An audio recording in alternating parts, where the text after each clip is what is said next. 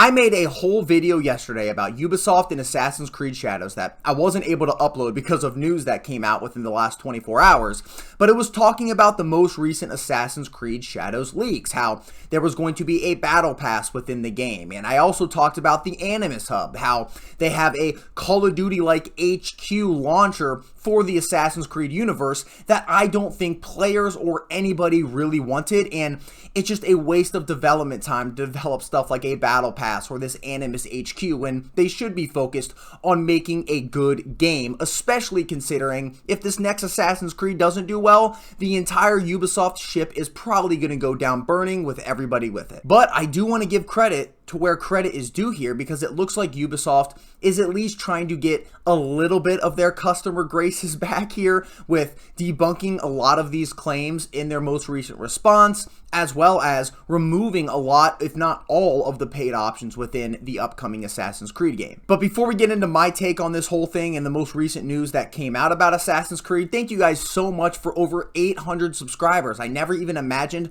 I'd hit the 500 subscriber mark, so I really appreciate the support. If you guys are new to the channel and you like gaming news and gaming reviews with RPGs and action adventure style games, and you like the video you see here, please like the video and subscribe. It helps me out a lot. Now, let's get into the content. Now, I do want to preface this video with, in no way does backtracking decisions that I don't think Ubisoft should have made initially mean that the next Assassin's Creed game is going to be good.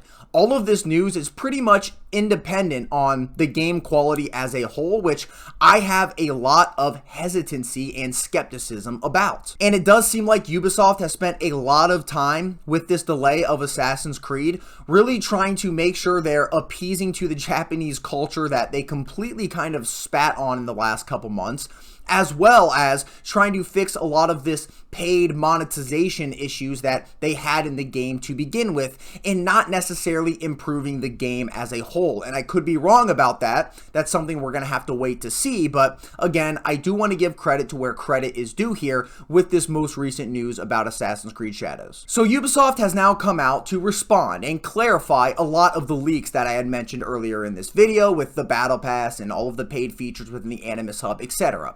So the first thing they clarified was the Animus Hub will have no paid rewards within it. Anything and all rewards within the Animus Hub as a whole will be completely free. But on top of this, they clarified a few other things specifically about the rewards. There will be no paid Season Pass or Battle Pass rewards, and they are scrapping the whole Battle Pass as a whole that they originally were going to put in the game that was going to be paid.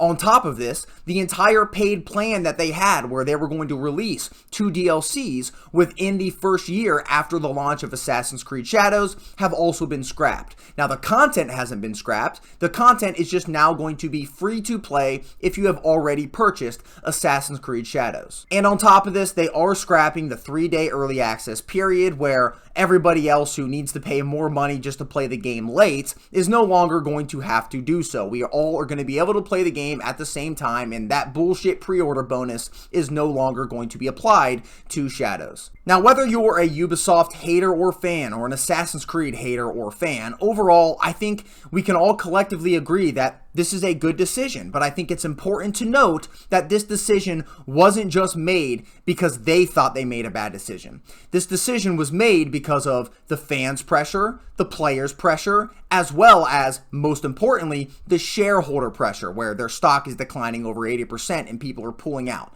Now, they would not be making this decision if they were not losing money. But I still think it's important to note that Ubisoft should not have made these decisions to begin with. I also don't think Ubisoft as a whole should have really ever considered doing something like the Animus Hub.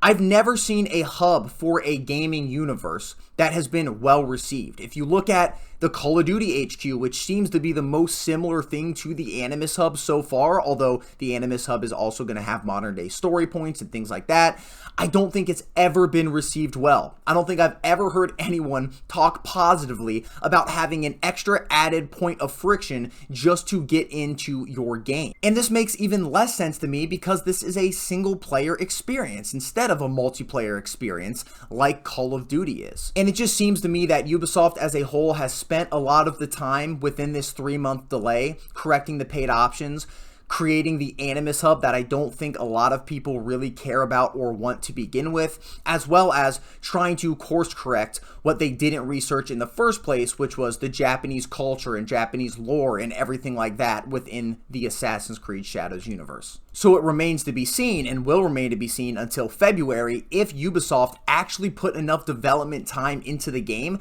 to make it a good, smooth, and polished experience for the player. Because when I was looking at all the showcases and all of the trailers, my main criticism was it seems very choppy. All of the animations, both in terms of attacking, running, and doing all of the parkour, even when Yasuke was on the horse, all of this just seems really choppy and doesn't seem like the most smooth and polished experience, which is something that I think is a little bit worrisome, especially if those are things that they're showing in the trailer, and this is aside from all the things that they're correcting in terms of all of the controversy and drama that they've been having over the previous couple months. But overall, I'm going to review the game when it comes out in February. I'm going to say what I like and dislike and try to give as much of a balanced review as I can about my experience with it as a whole. I'm not someone who really goes online and looks at reviews and then uses that to kind of funnel into my own head about what I think about a game. I like playing something and deciding for myself what I find enjoyable or what I dislike about my overall experience. Thank you guys so much for watching the video. I would love to hear what you guys think about this whole situation down in the comments. Like the video if you like the video, and subscribe for more. I will see you guys in the next one.